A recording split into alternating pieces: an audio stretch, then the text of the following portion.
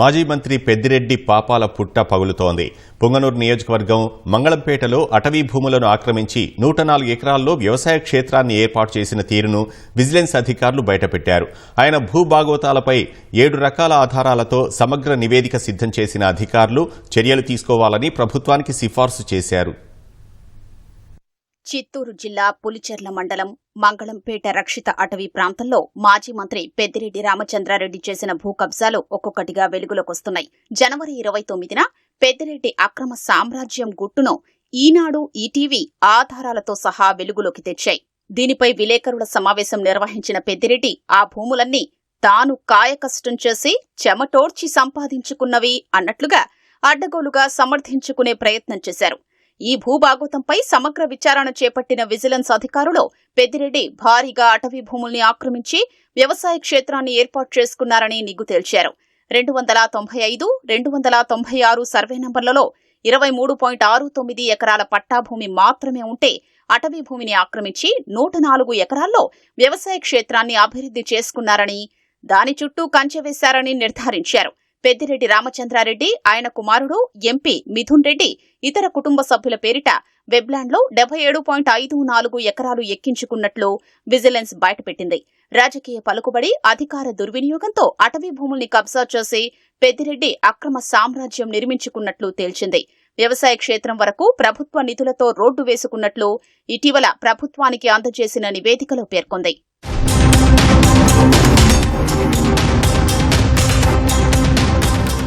పెద్దిరెడ్డి మంగళంపేటలో అటవీ భూముల్ని ఆక్రమించుకున్న తీరును 7 ఆధారాలతో విజిలెన్స్ బయటపెట్టింది. ఫెయిర్ అడంగల్ 10-1 అడంగల్, ఎఫ్ఎంబి గ్రామపటం, Webland digital history, ROR encumbrance సర్టిఫికెట్లు, రిజిస్టర్డ్ సేల్ డీడ్లు, మ్యూటేషన్ హిస్టరీ, డ్రోన్ ఫోటోలు, గూగుల్ ఎర్త్ టైమ్లైన్ ఫోటోల్ని అధ్యయనం చేయడంతో పాటు అధికారులు క్షేత్రస్థాయిలో భూముల్ని పరిశీలించారు. సర్వే నంబర్లలో 23.69 ఎకరాలున్న భూమి రిజిస్ట్రేషన్ డాక్యుమెంట్లలోకి వచ్చేసరికి 45.80 ఎకరాలకు, వెబ్లాండ్లో 77.54 ఎకరాలకు, 10-1 అడంగల్లో 86.65 ఎకరాలకు, క్షేత్రస్థాయిలో వెళ్లేసరికి 104 ఎకరాలకు పెరిగిపోయిందని గుర్తించారు. ఫెయిర్ అడంగల్ ప్రకారం మంగళంపేట రెవెన్యూ గ్రామ పరిధిలోని 295, 296 సర్వే నంబర్లలో తమకు 75.74 ఎకరాల భూమి ఉందని పెద్దిరెడ్డి, ఆయన కుమారుడు మిథున్ రెడ్డి ఎన్నికల అఫిడవిట్లో పేర్కొన్నారు. కానీ 1905 నుంచి 1920 సంవత్సరాల మధ్య నిర్వహించిన భూ సర్వే ప్రకారం ఈ గ్రామ పరిధిలోని సర్వే నంబర్ 295లో 17.69 ఎకరాలు, 296లో 6 ఎకరాలు కలిపి మొత్తం 23.69 ఎకరాలు మాత్రమే పట్టాభూమి ఉంది. అది మెట్టభూమి. పాకాల సబ్ రిజిస్ట్రార్ కార్యాలయంలోని రిజిస్టర్డ్ సేల్ డీడ్లలో 295, 296 సర్వే నంబర్లలో ఉన్నది 23.69 ఎకరాలైతే పెద్దిరెడ్డి, ఆయన కుటుంబ సభ్యులు 45.80 ఎకరాలు రిజిస్టర్ చేసుకున్నట్లు రిజిస్టర్ సేల్ డీడ్లు ఉన్నాయి. ఆ 2 సర్వే నంబర్లను సబ్ డివిజన్ చేసినట్లుగా చూపించి ఎక్కువ భూమి రిజిస్టర్ చేసుకున్నారు. దేశిరెడ్డి మంగమ్మ నుంచి పెద్దిరెడ్డి లక్ష్మీరెడ్డి సర్వే నంబర్ 295/1ఏలో 15 ఎకరాలు కొన్నట్టు 2000 డిసెంబర్ 29న రిజిస్ట్రేషన్ చేసుకున్నారు. దేశిరెడ్డి శ్రీరాములు రెడ్డి నుంచి పెద్దిరెడ్డి ఇందిరమ్మ 295/1బిలో 10.80 ఎకరాలు కొన్నట్లు 2009 డిసెంబర్ 29న రిజిస్ట్రేషన్ చేశారు. దేశిరెడ్డి చెంగారెడ్డి నుంచి పెద్దిరెడ్డి మిథున్ రెడ్డి 295/1సిలో 10 ఎకరాలు కొన్నట్టు 2001 జనవరి 1న రిజిస్ట్రేషన్ చేశారు. దేశిరెడ్డి సర్వేశ్వర్ రెడ్డి నుంచి పెద్దిరెడ్డి ఇందిరమ్మ 295/1డిలో 0.89 ఎకరాలు కొన్నట్లు 2001 జనవరి 1న సేల్ డీడ్ జారీ అయింది. సర్వే నంబర్ 295లో 17.69 ఎకరాల భూమి ఉంటే ఏకంగా 36.69 ఎకరాల్ని పెద్దిరెడ్డి, ఆయన కుటుంబీకులు వేరే వ్యక్తుల నుంచి కొన్నట్లు చూపించి రిజిస్ట్రేషన్ చేసుకున్నారు.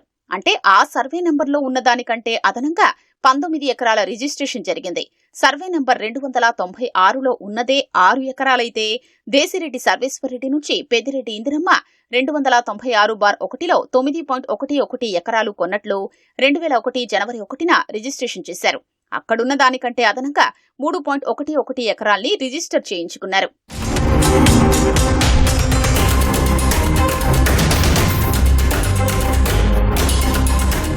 రెవెన్యూ శాఖ వెబ్లాండ్ పోర్టల్లో తన పేరిట, కుటుంబ సభ్యుల పేరిట 77.54 ఎకరాలున్నట్లు నమోదు చేయించారు. 295, 296 సర్వే నంబర్లలోని 23.69 ఎకరాలు ఉంటే ఏకంగా 45.80 ఎకరాలు రిజిస్ట్రేషన్ చేయించుకున్నారు. పెద్దిరెడ్డి ఆయన కుటుంబీకులు తమ రాజకీయ అధికారం పలుకుబడితో అక్కడ 77.54 ఎకరాలు ఉన్నట్లు క్లెయిమ్ చేసుకున్నారు. ఉన్నదానికంటే 53.85 ఎకరాలు అదనంగా వారి పేరిట నమోదు చేయించుకుని భూ ఆక్రమణలకు పాల్పడ్డారు.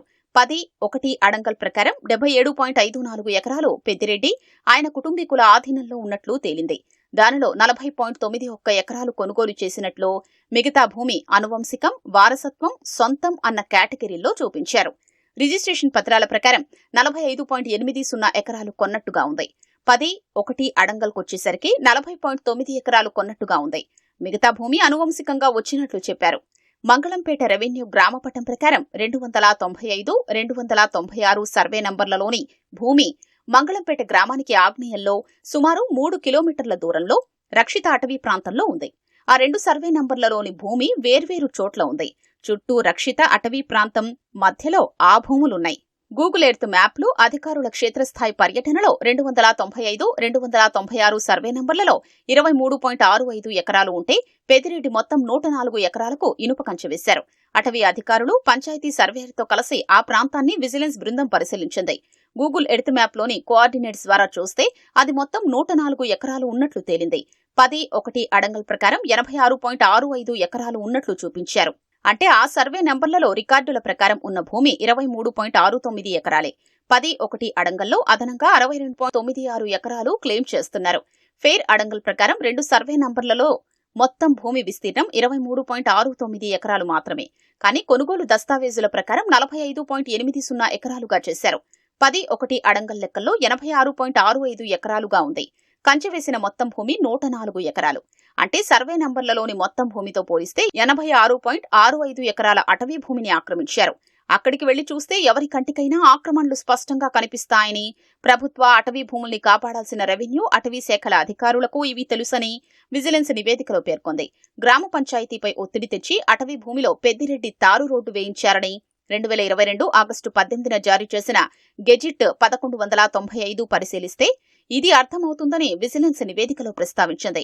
మంగళంపేట, కొత్తపేట సమీపంలోని గంగమ్మ గుడి నుంచి ఎలుకదూనిపెంట ఎస్టీ కాలనీ వరకు 5 కిలోమీటర్ల మేర శాశ్వత రహదారి నిర్మించాలంటూ రాజకీయ పలుకుబడిని ఉపయోగించి నన్నువారిపల్లె పంచాయతీలో పెద్దిరెడ్డి తీర్మానం చేయించారని, దాన్ని అడ్డం పెట్టుకుని ప్రభుత్వ నిధులతో ప్రైవేటు భూమిలో తారు రోడ్డు నిర్మించారని స్పష్టం చేసింది.